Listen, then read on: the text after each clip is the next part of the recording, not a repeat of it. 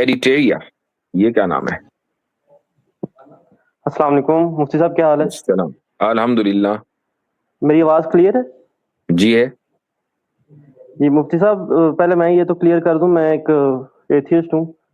तो ओके। अच्छा, मेरा सवाल ये था कि हदीस में आता है कि हज़रत आदम का जो कद था वो 90 फुट था, तो ये तो बड़ा एक अनसाइंटिफिक क्लेम है, क्योंकि इंसानों के कद तो कभी इतने बड़े थे ही नहीं, भाई 5 से 6 फुट थे। आपकी बात बिल्कुल सही है, लेकिन अनसाइंटिफिक तो खुद खुदा का वजूद भी है ना। अब हजरत आदम का कद कितना था कितना नहीं था, इससे क्या फर्क पड़ता है जब खुदाई का वजूद नहीं था, है ना?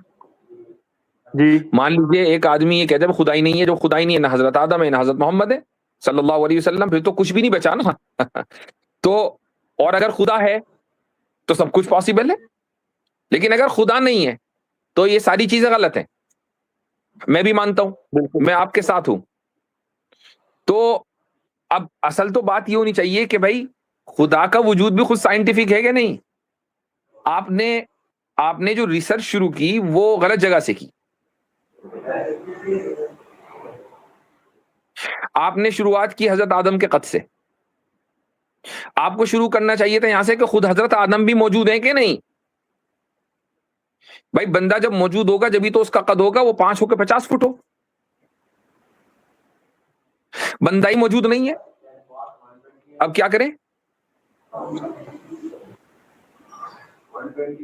साइंस तो ये कहती है कि इंसान इवॉल्व हुए हैं, मतलब एक प्रोसेस से। बस जब तो आप इस साइंस बारे में ये क्या कह कहते रही है, बिल्कुल सही बात है, जब साइंस ये कह रही है कि इंसान इवॉल्व हुए हैं, एक प्रोसेस से इवॉल्व हुए हैं, तो हजरत आदम तो थे नहीं ना। हैं? जी बिल्कुल। अब जब हजरत आदम है ही नहीं तो हम उनके कद का क्या करें?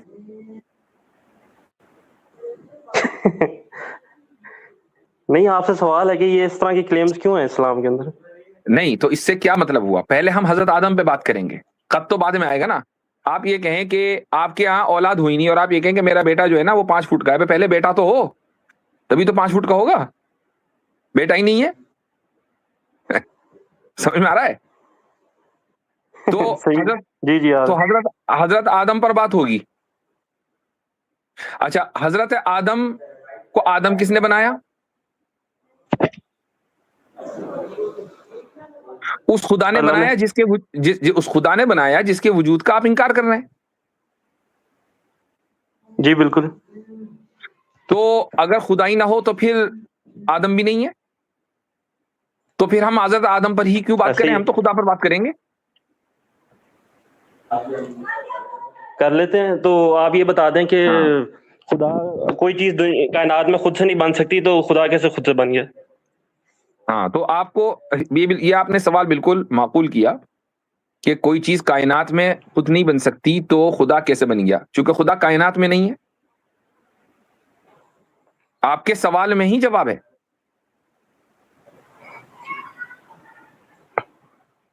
अगर हम ये कह रहे नहीं, होते कि खुदा कायनात से कायनात में है, नहीं, अगर आप ये कह रहे होते, हम ये कह रहे होते कि खुदा जो है वो कायनात का हिस्सा है, तो भाई जिस तरह कायनात में बहुत सारी क्या सारी चीजें बनी है, तो कायनात का हर हिस्सा बना है तो खुदा भी बना होगा। हम तो खुदा को कायनात का हिस्सा मानते ही नहीं। ये वो क्लेम है जो हम नहीं करते, और उस क्लेम की बुनियाद पर आपने खुदा का इंकार कर दिया। हमारा ये क्लेम ही नहीं है। अब बताएं आपके ये बात कहां तक माकूल है?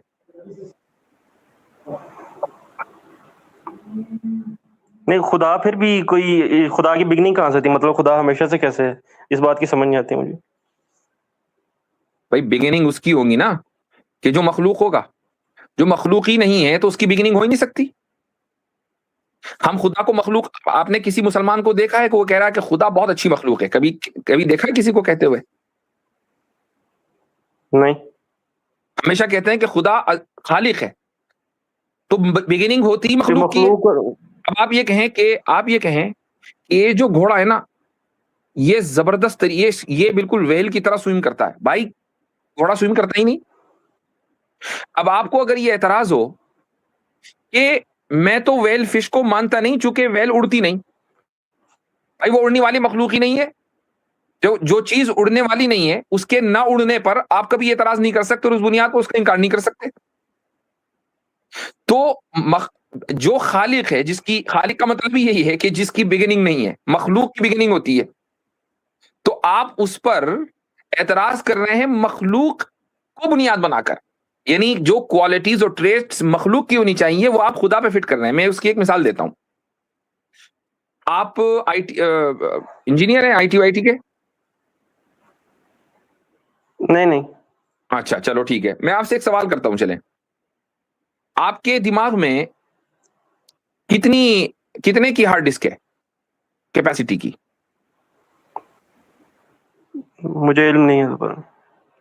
यानी आप ये मान रहे हैं कि 86 हमारे बिलियन हमारे न्यूरॉन्स दिमाग है। में हार्ड डिस्क लगी हुई है? नहीं। नहीं, तो आप ये कहेंगे भाई दिमाग में हार्ड डिस्क नहीं है। अच्छा, आपका जो कंट्रोल पैनल है वो कौन सा सिस्टम है? मैक है कि विंडोज है? नहीं, वो तो हमारे नहीं है। कंट्रोल पैनल नहीं है, कंट्रोल पैनल ही नहीं है। आपके चेहरे की जो स्क्रीन है ऐसे ही है। वो कितने इंच की है? 7 इंच की है कि 5 इंच की है? आप क्या कहेंगे? स्क्रीन ही नहीं है। अब ये जो मैंने आपका तारुफ करा, ये जो मैंने आपसे क्वेश्चन किए ना, ये क्वेश्चन इसलिए किए चूंकि इंसान कंप्यूटर बनाता है। अब मैंने कंप्यूटर की क्वालिटीज इंसान के ऊपर फिट करनी शुरू कर दी और वो फिट नहीं हो रही है। तो क्या मैं कहने में हक बजानी हूं कि भाई ये क्या बात हुई? कंप्यूटर के अंदर तो हार्ड डिस्क होती है, उसका तो कंट्रोल पैनल होता है, उसकी तो रैम होती है, उसकी मॉनिटर की तो स्क्रीन साइज होता है, और इंसान में ऐसा कुछ नहीं है जो उसका बनाने वाला है, तो मैं तो उसके बनाने वाले को मानता ही नहीं। आप जो खुदा की डेफिनेशन बना रहे हैं कि खुदा के खालिक है और वो उसकी कोई बिगिनिंग नहीं है, तो ये सारी चीजें आपको कहाँ से इल्म हुआ मालूम हुई है? कॉमन सेंस, कॉमन सेंस भी कोई चीज है भाई। आप अगर मुझसे एक्सपेक्ट कर रहे थे कि मैं कुल हुवल्लाहु अहद एकदम पढ़ दूंगा, तो वो आपके लिए नहीं है, वो तो मेरे लिए है। हमारे और आपके लिए तो कॉमन सेंस है। आप मुझे दुनिया में एक कोई ऐसी चीज बताएं, चले अगर दुनिया ही के ट्रेट्स को, दुनिया ही की क्वालिटी को, इस कायनात में मौजूद चीजों ही की बुनियाद पर अगर हमें खालिक के बारे में जानना है कि वो है कि नहीं, तो मुझे कोई ऐसी चीज बताएं, एक मिसाल, कि जो खुद से वजूद में आ गई हो और साइंस ये कहती हो कि हाँ ये खुद से ही आई है, इसके पीछे कोई कॉज नहीं है। मुझे बताएं कोई कौन सी चीज है भाई वो?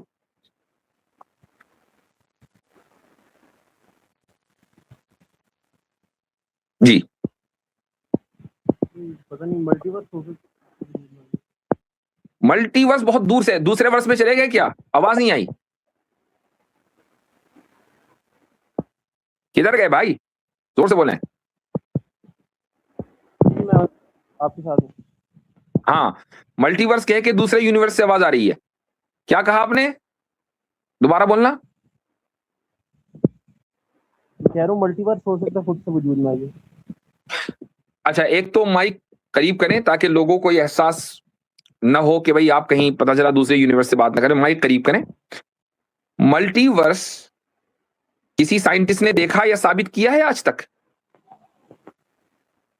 या ये आपने कहीं इंटरनेट पर नहीं। वैसे कोई सुन लिया?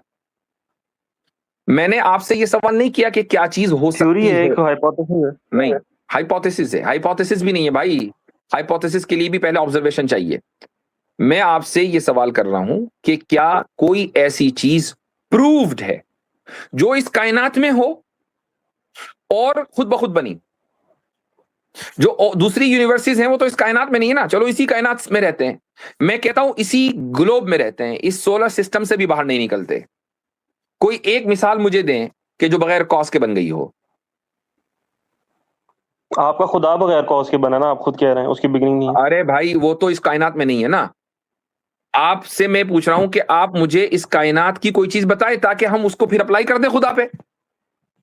हम इसी कायनात के थ्रू ही समझेंगे ना तो खुदा। आप कह रहे हैं कायनात से बाहर जो चीज होगी, नहीं नहीं, मैं ये नहीं कह रहा हूं।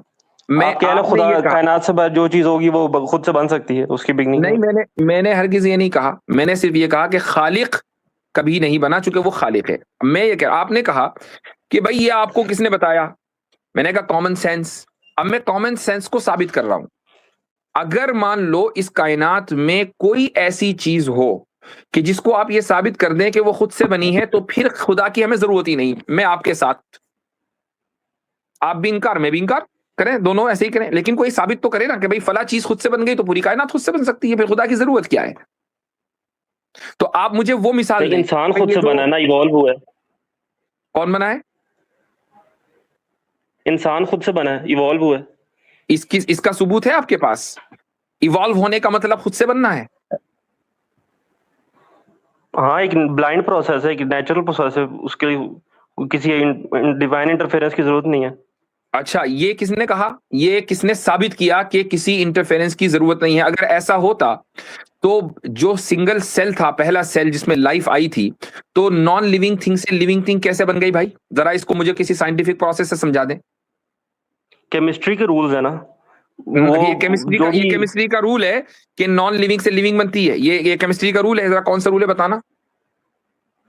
नहीं, मॉलिक्यूल्स से मॉलिक्यूलर स्ट्रक्चर मजीद कॉम्प्लेक्स होते गए, जिसकी वजह से वो जो अर्ली क्यों सेल्स हुए? थे या सवाल ये कि क्यों हुए? जमीन पे इस तरह के माहौल था ना, एनवायरनमेंट इस क्यों तरह था? का था, क्यों था? बस एक रैंडम चांस था। एक क्यों था रैंडम चांस? जमीनी पे क्यों हुआ? जब करोड़ों ट्रिलियन गैलेक्सी प्लैनेट्स हैं, तो कहीं तो वो एनवायरनमेंट ऐसा बैठना था ना। नहीं, क्यों था? क्यों बैठना था भाई? बहुत सारी जगह नहीं बैठा, यहाँ भी ना, यहाँ भी ना बैठता, किसका चांस क्या की नुकसान बात है। था भाई? अगर कहीं नहीं बैठा तो यहाँ भी ना बैठता, यहाँ क्यों बैठा? ये तो आप कह रहे हो डिवाइन इंटरफेरेंस से वो पहले लिविंग सेल बना था। मैं तो कुछ भी नहीं कह रहा हूं। मैं तो आपसे पूछ रहा हूं, आपने ये साबित किया है सारे काम खुद ब खुद हुए, इसमें डिवाइन इंटरफेरेंस की जरूरत नहीं है। चलो मैं आपके साथ हूं, मैं पूछ रहा हूं क्यों नहीं है। अगर कोई एक्सटर्नल इंटरफेरेंस की जरूरत नहीं है, तो जो पहला सेल जो लिविंग सेल है वो नॉन लिविंग से कैसे बना? बस मैं तो, मुझे इसका आप जवाब दे दें। जी। पर खुद ब खुद बना है, मतलब एनवायरनमेंट ने फोर्स किया, मतलब इस तरह के हाँ। जमीन पे कंडीशन इस तरह से थी। क्यों थी? सवाल क्यों का है, क्यों थी? नहीं, क्यों तो यूं तो आप कहेंगे कि जमीन क्यों बन गई, सूरज क्यों बन गया, तो फिर तो क्यों हर बार सवाल पे बंदा उठाया कि क्यों बन गया। एग्जैक्टली। आप जब खुदा पे सवाल उठाएंगे तो हम जमीन पे नहीं उठाएंगे? यानी जमीन इतनी इतनी मुकद्दस है, इतनी होली है कि हम इस पर सवाल नहीं उठा सकते? जी। आप एवोल्यूशन को मानते हैं? आपका क्या नजरिया है कि इंसानों की इब्तिदा कैसे अरे हुई? मेरे नजरिए को आप डस्टबिन में डालें। उस मेरे नजरिए से क्या होता है? मैं तो आपकी बात कर रहा हूं, चूंकि आप एक नजरिया लेकर आए, तो आपने उस नजरिए की कोई ना कोई बुनियाद तो रखी होगी।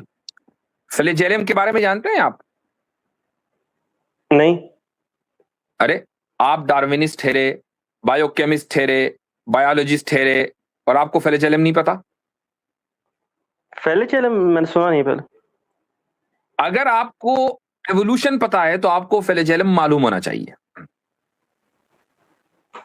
नहीं, मैंने सुना फ्लैजेलम नहीं लफ्ज पहले। Flagellum flagellum is used by cells and microorganism for movement। ये है डेफिनेशन फ्लैजेलम की। हाँ जी, वो सुना है, ठीक है। फ्लैजेलम एक ऐसी चीज है जिसको एक सेल, यानी जो सिंगल सेल होता है, वो मुतहर्रिक रहने के लिए, मूवमेंट के लिए इस्तेमाल करता है। क्या कोई ऐसा सेल है जो मूव ना हो और जिंदा रह जाए? नहीं। नहीं। अच्छा, तो मूवमेंट के लिए फ्लैजेलम की जरूरत है, राइट? हाँ जी। अच्छा, फ्लैजेलम में एवोल्यूशन पॉसिबल नहीं है भाई, ये एवोल्यूशनिस्ट भी मानते हैं। क्यों? ठीक, ये तो आप एवोल्यूशनिस्ट से पूछे, लेकिन एवोल्यूशनिस्ट खुद ही मानते हैं कि फ्लैजेलम में एवोल्यूशन पॉसिबल नहीं है। समझ में आया? तो जब फ्लैजेलम पूरा का पूरा एक साथ ही बनता है और उसमें एक पार्ट नहीं, उसके बहुत सारे कंपोनेंट्स हैं, ये बिल्कुल ऐसा है जैसा कि कश्ती की मोटर। तो ये जो दलील है, इसको बोला जाता है इररिड्यूसिबल कॉम्प्लेक्सिटी, कि अगर आपने फ्लैजेलम को हटा दिया तो सेल मूव नहीं करेगा, सेल मूव नहीं करेगा तो उसमें एवोल्यूशन नहीं होगा। अच्छा, फ्लैजेलम को लेकर आए तो उसमें एवोल्यूशन पॉसिबल नहीं है, तो ये फ्लैजेलम आया किधर से? अब इसका जवाब एवोल्यूशन इससे आप लें, मैं क्यों लूं? एवोल्यूशन पे तो आप तो बिलीव करते हैं ना। किसी फरिश्ते ने बनाया आपके ख्याल में? भाई उसने बनाया ना, क्या रिचर्ड डॉकिंस ने, उससे पूछे भाई तूने कैसे बनाया, या हक्सले से पूछ लें, या डार्विन से ही पूछ लें उसकी रूह से कि भाई ये फ्लेजेलम बनाया कैसे। भाई इवॉल्व ये हुआ है सवाल, ना। इस सवाल का जवाब मैं नहीं दूंगा, ये आप देंगे। इवॉल्व, भाई एवोल्यूशनिस्ट तो मुत्तफिक है ना कि फ्लेजेलम इवॉल्व नहीं हुआ। किसी भी साइंस की किताब को उठाकर देखें, हमेशा इररिड्यूसिबल कॉम्प्लेक्सिटी को पढ़ें कि क्या मतलब है इररिड्यूसिबल कॉम्प्लेक्सिटी का। जब ये माइकल बीही का एक आर्गुमेंट है जो पिटा हुआ आर्गुमेंट है, वो उसको तो जवाब दे आप चुके उसको हैं पीट साइंसदान देना, इस बात आप की, उसको पीट इररिड्यूसिबल दें, कॉम्प्लेक्स। माइकल बीही के इस आर्गुमेंट को आप पीट दीजिए। भाई अगर पिटा हुआ है तो आपने पीटते हुए देखा होगा ना, तो वो पिटता हुआ जो जिसने पीटा है उसी की बात आप सामने रख दें मुझे। ये तो आप क्या कह रहे हैं, फ्लैजेलम जो है वो कैसे डिवाइन इंटरफेरेंस से बना है? भाई मैं और आप सब डिवाइन इंटरफेरेंस है। फ्लैजेलम की औकात क्या है? आप अगर क्लेम कर रहे हैं कि फ्लैजेलम में भी एवोल्यूशन हुआ है तो ये साबित आपको करना है, मैं क्यों करूंगा? डिवाइन इंटरफेरेंस का सबूत क्या है आपके पास? कोई नहीं, मैं आपसे पूछ रहा हूं कि ये रिस्पॉन्सिबिलिटी आपकी है कि आप साबित करेंगे कि दुनिया में फला चीज ऐसी है कि जो खुद से खुद बनी है। अच्छा मैं एक बात आपसे कहता हूं कि चलो, आपको हमेशा, आप एवोल्यूशन को तो आप लोग साबित कर नहीं पाते, वो मुझे पता है, ठीक है, आप लोगों के पास कोई एवोल्यूशन की दलील नहीं है। एवोल्यूशनिस्ट के पास भी सिर्फ माइक्रो एवोल्यूशन को थोड़ा बहुत वो साबित करते हैं, मैक्रो एवोल्यूशन को नहीं साबित कर पाते। मैं आपसे एक चीज ये पूछता हूं कि जब आपको हर चीज में ऑब्जर्वेशन चाहिए, तो यहां ऑब्जर्वेशन क्यों नहीं चाहिए कि कोई एक चीज तो, कोई बॉल हो, कोई दाल हो, कोई रोटी हो, कुछ तो हो, ये दिखा दे यार ये खुद बन गई बगैर किसी कॉज के। तो मुझे कोई ऐसी मिसाल तो देना। ऑब्जर्वेशन तो हर चीज में चाहिए, खुदा को भी आपको देखना है। अभी इवॉल्व तो उस होती है, रो सब चीजें इवॉल्व हुई हैं इस दुनिया के अंदर, तो कॉकरोच से लेकिन। आप अगर ये कह रहे हैं कि दुनिया में हर चीज इवॉल्व हुई है, तो मैक्रो एवोल्यूशन होते हुए देखा है आपने? हम्म। इंसान मैक्रो एवोल्यूशन से बना है। मैं आपसे पूछ रहा हूं, चिंपैंजी मैक्रो एवोल्यूशन होते हुए देखा है?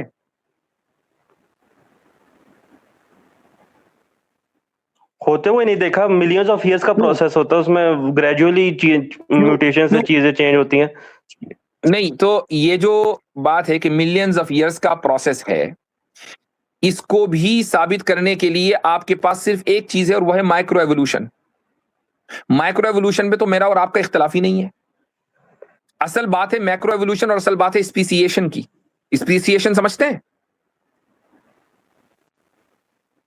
जी जी। जी, क्या है स्पीसिएशन, जरा बताइएगा। Species over the period of time, millions of years जो है वो डाइवर्ज करके एक अलग स्पीशी अच्छा। बन जाती है। जी, वो तो ये जो मुख्तलिफ। स्पीसिएशन है ये मिलियंस ऑफ ईयर्स में ही हो गया। एक साइंटिस्ट ने जो है ना मिलियंस ऑफ ईयर्स का सोचा छोड़ दिया। आप सब लोग चूंकि साइंस के ब्लाइंड फॉलोवर हैं, आपने मान लिया। भाई उसके पीछे कोई दलील तो हो। अब आप सुनिए, ये जो आपने कहा ना कि ये बाई चांस ऐसा हो गया, अब इसको भी सुन लीजिए। केमिस्ट्री की बात बता रहा हूं मैं आपको। अच्छा, कार्बोहाइड्रेट्स को जानते हैं? जी जी। क्या है? मॉलिक्यूल है। कार्बोहाइड्रेट्स का काम क्या है? कार्बन काम क्यों, मॉलिक्यूल है एक, मेरे ख्याल में बॉडी में डाइजेस्ट होता है, वो फूड में होता है। अच्छा, यानी ठीक है, काम उसका कोई फंक्शन तो होगा।